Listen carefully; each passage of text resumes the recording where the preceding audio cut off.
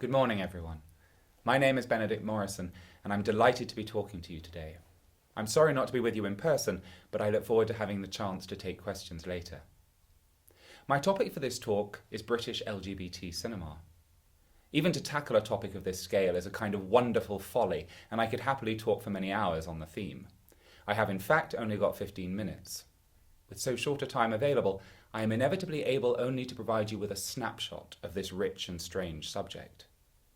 LGBT cinema in Britain has been one of the most significant spaces for the representation, discussion and celebration of gay, bisexual and trans men and women. I want to argue that it has served two clear functions. The first, and perhaps more obvious, has concerned the idea of visibility. LGBT cinema has brought the marginalised centre stage. It has given the voiceless the chance to speak, and over time it has helped the frighteningly different to become unfrighteningly familiar. Such films have often defied British censorship codes and challenged audience prejudice. They implicitly declare their belief in the world-changing importance for the individual of embracing their sexual identity. Alongside this, LGBT cinema has also worked to question what we mean by sexual identity at all. Playful, experimental, radical, this is a cinema which queers our ideas of what is normal. That is, which questions, plays with and challenges our assumptions. It queers our cultural understanding of what it is to desire and to love. It queers our understanding of what it is to be men and women. It has often queered our understanding of what it is to be British. And it has queered our understanding of what cinema is and can be. And why? Because Britain is still a country in which gay hate crimes occur in profoundly worrying numbers, the result in part of polarised communities and an upsurge of voices on the far right of politics. 20% of gay men and women report experiencing homophobia in the last 12 months. These forces of heterosexism and homophobia are made possible by conventional ideas of fixed sexual identity. Queer British cinema questions that model and reveals sexuality to be complex and fluid like the film forms that depict it. These two functions, making visible and questioning structures of identity, are not equally emphasised in every film. Sometimes the focus will be on producing a stable, positive representation of gay experience. At other times, the emphasis will be on destabilising the very idea of what it is to be gay, or, for that matter, straight. These ideas will become clearer as we consider the history of British LGBT cinema. The beginnings of anything as complex and mysterious as the history of LGBT cinema in Britain are bound to be somewhat foggy. The starting point that many critics point to is the moment in 1961 when LGBT identities really became visible to British cinema audiences with Basil Dearden's film Victim. Dirk Bogarde, a popular matinee idol, plays Melville Farr, a barrister who, though married, has had sexual relationships with men. Unheard in film before 1961, the word homosexual is used, and even more shockingly, the central gay character is presented as sympathetic, brave and decent. He is visible, yes, but also complex, a character who could be both a lawyer and a criminal. 2 years later, Dirk Bogarde starred in another crucial film. The Servant unpicks the class discrimination that runs like an uncompromising rod through British culture. The undeclared homoerotic relationship that develops between the film's master and servant unsettles all the fixed ideas that the hierarchical British way of life has traditionally relied on. Knowing your place, minding your manners, acting like a man, keeping a stiff upper lip, playing by the rules. The film exposes the absurdity of British class culture. Victim, and to a lesser extent The Servant, made a real contribution to shifting attitudes in the UK, and it is no coincidence that a few years later, in 1967, homosexual acts between consenting men in private were decriminalised. Lord Arran, who introduced to Parliament the bill which would decriminalise homosexuality, wrote to Dirk Bogarde in June 1968 to say that the swing in popular opinion, as shown by the polls, from 48% to 63% in favour of reform, was largely due to the two films The Servant and Victim. He went on to say that it is comforting to think that perhaps 1 million men are no longer living in fear. Seeing impressive, likeable homosexuals on screen didn't only change the socio-cultural experience of gay men and women, it helped to transform the prevailing ideology of the entire country. British citizens, gay and straight, should be endlessly grateful to these films. Throughout the swinging 1960s, a series of mainstream British films featured LGBT representation. Among them A Taste of Honey, Darling, and The Killing of Sister George. The representation feels a little dated by today's standards, but bringing the LGBT subculture into visibility helped to pave the way to political progress. But there was a time before Victim, and we would be mistaken to imagine that it was a time of no visibility for gay men and women. In the 1930s, 40s and 50s, homosexuality between men was still criminalised and film and theatre still censored. Same-sex desire didn't dare to speak its name, but film allowed it to whisper it suggestively. If you listen and look carefully, you can detect the intimations of unconventional desire pulsing through these films. One of the wonderful privileges of being a queer film critic is having the chance to revisit older films and liberating their queer potential, their mischievous, disruptive, playful subtext. You see, a lot of British films, even without knowing it, are just a little bit queer.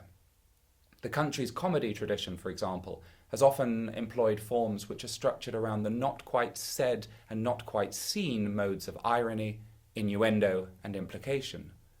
This is where we find those staples of British comedy: punning, the double entendre, drag, and an irreverent sending up of authority. Often populated by eccentric actors adored by British film audiences, these films have travestied gender, desire, and identity. The lives of gay men and women for many decades were defined by the not quite said, the exchanged glance, significant to those in the know, but unnoticeable to everyone else.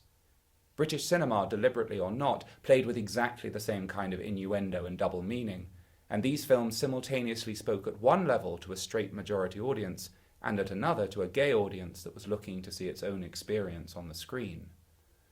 The Lavender Hill Mob, a magnificent comedy from 1951, has Alec Guinness and Stanley Holloway playing two conventional men who decide to commit an audacious robbery in order to escape the humdrummery of their existences. They live together, they holiday together, they dream together. They embrace and declare their fondness for one another.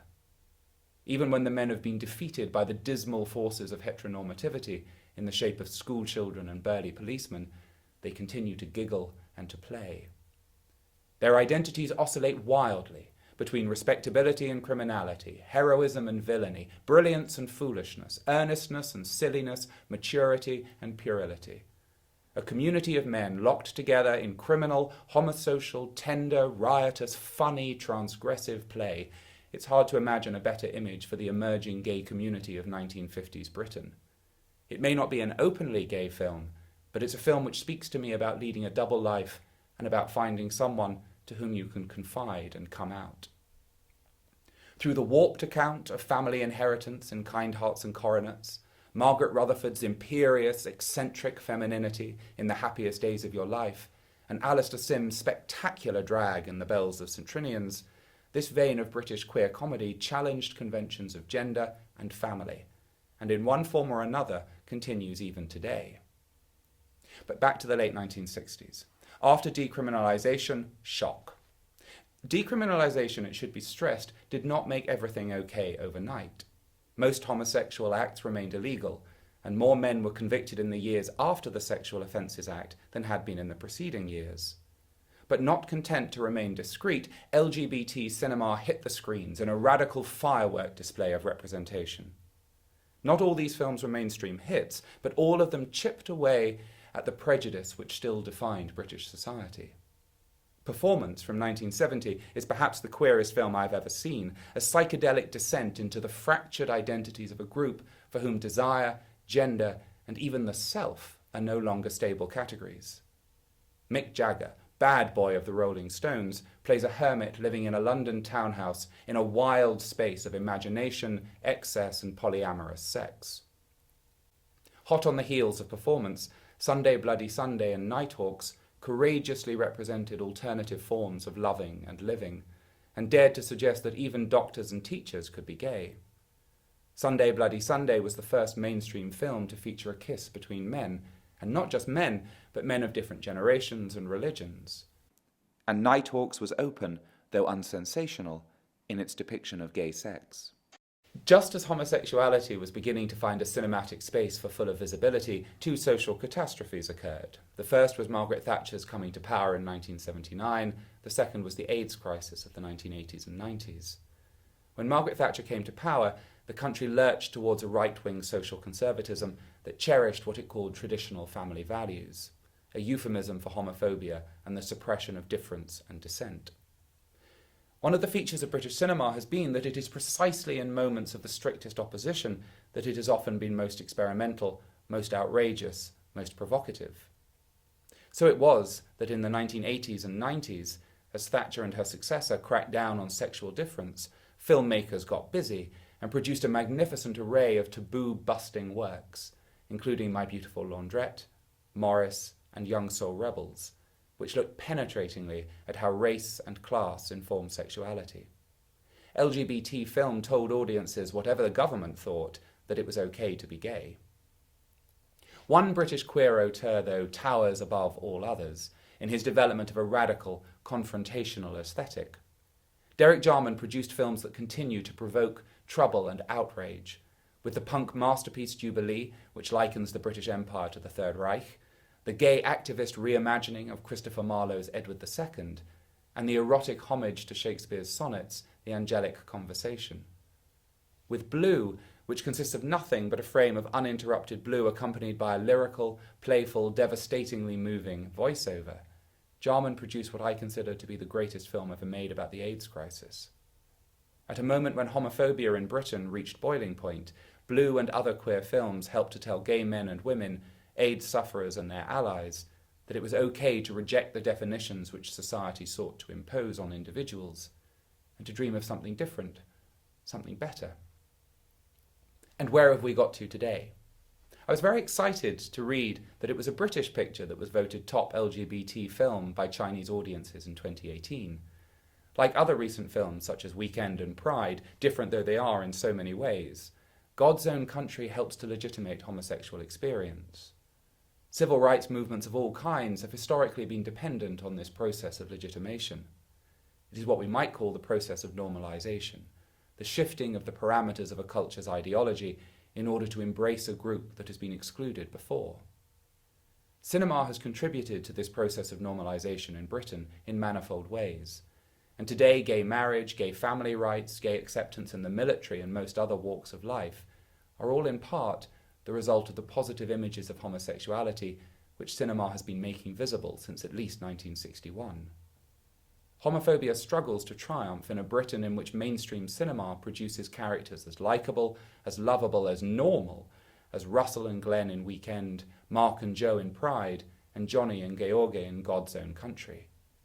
British audiences overwhelmingly respond to depictions of homosexuality, even those which are sexually explicit, with interest and often delight. Weekend triumphed at a number of international festivals, winning, amongst others, audience awards. Pride featured in the top 10 picks for both critics and audiences in 2014, won the Queer Palm at the Cannes Film Festival, and was nominated for the BAFTA for Best British Film. God's Own Country won the Sundance Film Festival Award for World Cinema Directing, and was also nominated for the BAFTA for Best British Film. Given this, it's no wonder that Colette, this year's British film on the socially and sexually unconventional queer French writer, is currently ranked 13th for box office takings. LGBT film is big business in 21st century Britain. A very different, though no less important director has also emerged in Britain over the last decade, who represents a more challenging cinema. Less mainstream, but quite wonderful, Peter Strickland has explored the collapse of identity and identity politics in his films Berberian Sound Studios and The Duke of Burgundy. These dazzling displays of beauty, horror, and weirdness use mesmerizingly unconventional form and often shocking content to queer the operations of power that continue to limit opportunities in Britain. To return to God's Own Country for a moment, I would argue that it is a perfect example of British LGBT cinema, and one that is urgently needed in contemporary Britain. It makes visible a gay relationship and the pain and joy that comes with it, but it also deals with the intersectional complexity of identity, addressing issues around sexuality, but also immigration and the divides between the north and south of England, and between rural and urban communities. This intersectional approach, which sees identity as made up in unique, unstable ways from sexuality, gender, class, ethnicity, nationality, family, shows the absurdity of prejudice, which depends on the myth of monolithic discrete groups. Like the class-based narratives of Victim, The Servant and Morris, and the race-aware narratives of My Beautiful Laundrette and Young Soul Rebels, the age-conscious Sunday Bloody Sunday, and all the other riotous, playful, unstable films that we've discussed today, God's Own Country resists the reductive and the oversimplistic, and makes visible the fluidity of identity. Not all is perfect yet. Lesbian experience has traditionally been underrepresented, and we are only just beginning to make trans lives visible. But, in a Britain that is riven by deep divisions between monolithic political groups, LGBT cinema continues to challenge and to change the way that the UK thinks, acts, and loves.